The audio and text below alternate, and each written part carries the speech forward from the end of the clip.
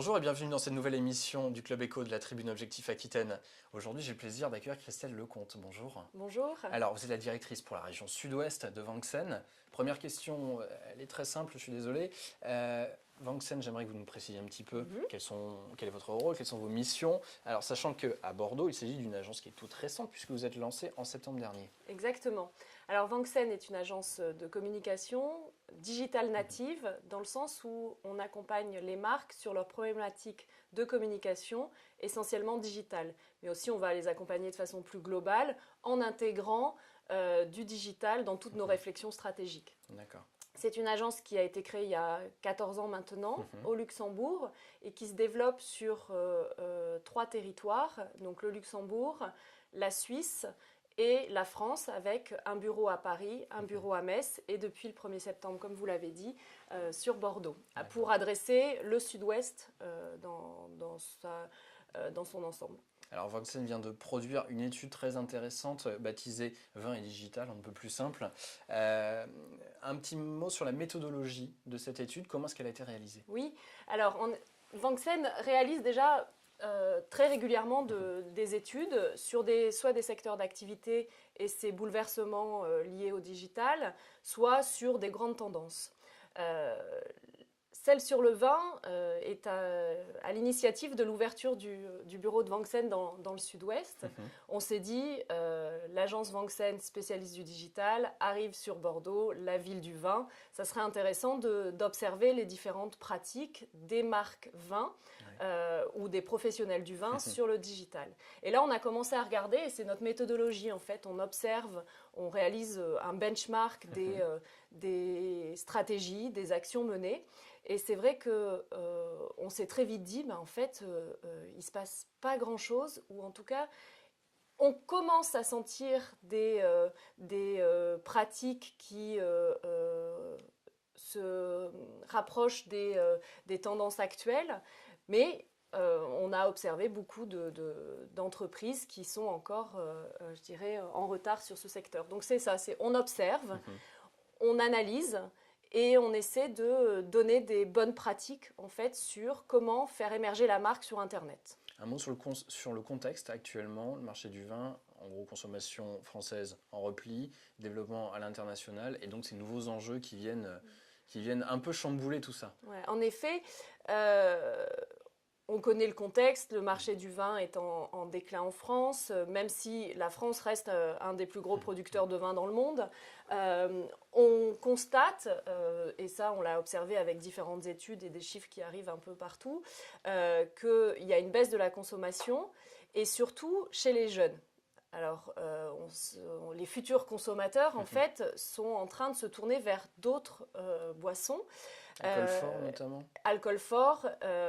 Et puis, le vin, finalement, c'est une boisson où les jeunes ne connaissent pas.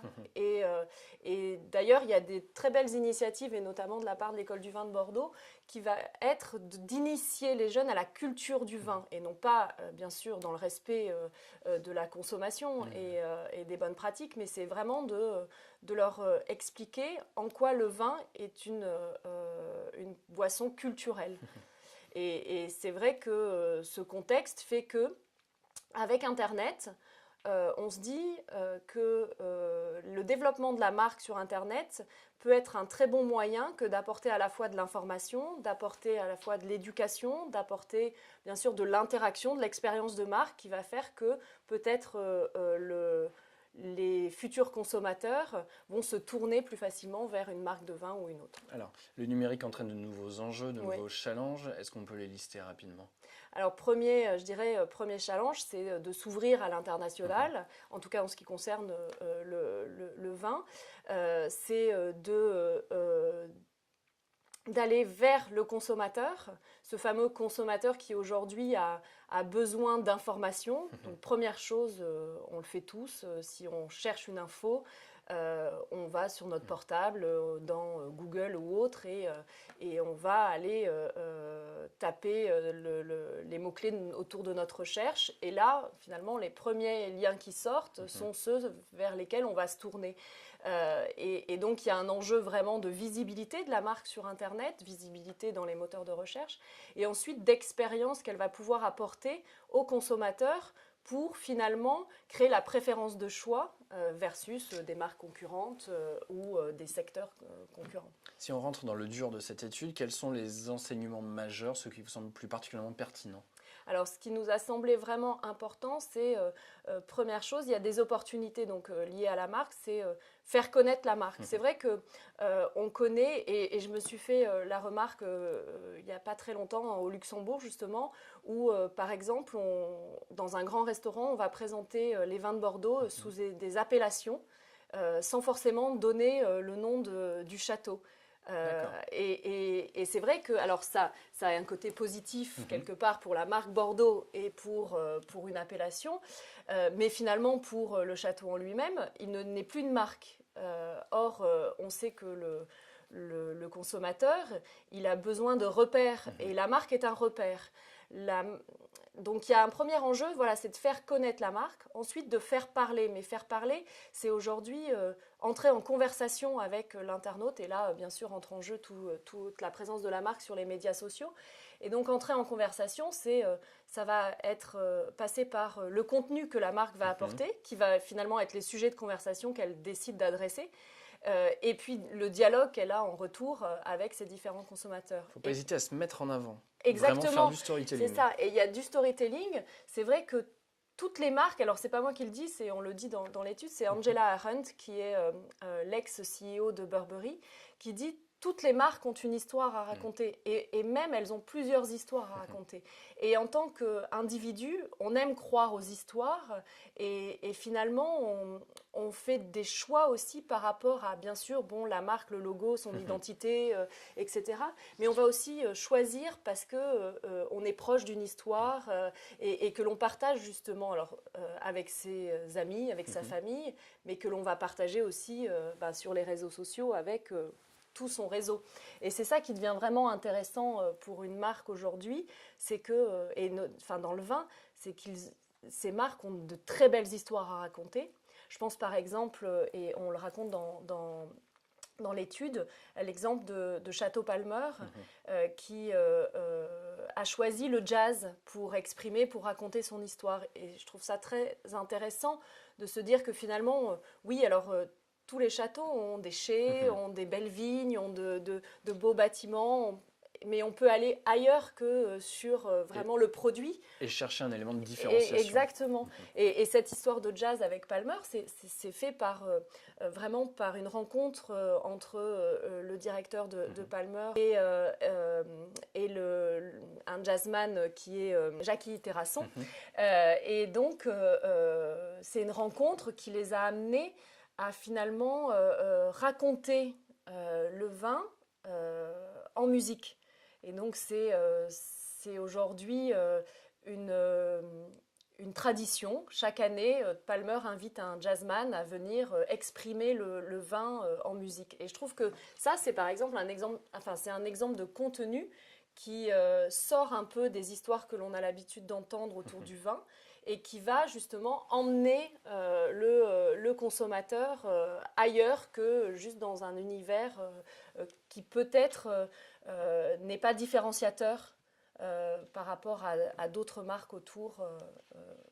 Est-ce que ces marques, justement, de votre point de vue, elles sont prêtes à jouer le jeu ? Est-ce qu'elles ont saisi l'importance de ce phénomène ? Je crois. On a présenté l'étude en avant-première chez Millésima à une quarantaine d'acteurs du marché. Les retours ont été très positifs et très enthousiastes. C'est vrai qu'il y a une prise de conscience, parce que déjà, que l'on soit négociant ou que l'on soit propriétaire, on est avant tout soi-même internaute aujourd'hui. Et donc, il y a une prise de conscience qu'en effet, beaucoup de parcours se digitalisent. Et donc forcément, dans le vin, le parcours utilisateur est en train de... Enfin, le parcours client est en train de se digitaliser, comme dans la recherche, quand on disait.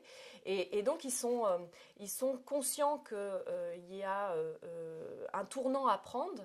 Maintenant, ce n'est pas leur priorité, et je comprends. Leur priorité, c'est, alors pour le négociant, d'aller vendre le vin au bon distributeur et de convaincre les châteaux d'avoir les millésimes à distribuer. Et puis pour le propriétaire, c'est de faire le vin. Et c'est sûr, c'est de vraiment son ADN. Voilà, son ADN, d'aller vers son produit et de faire en sorte qu'il soit le meilleur possible. Donc c'est vrai que le digital vient... comme la communication finalement, dans son ensemble, vient un peu après.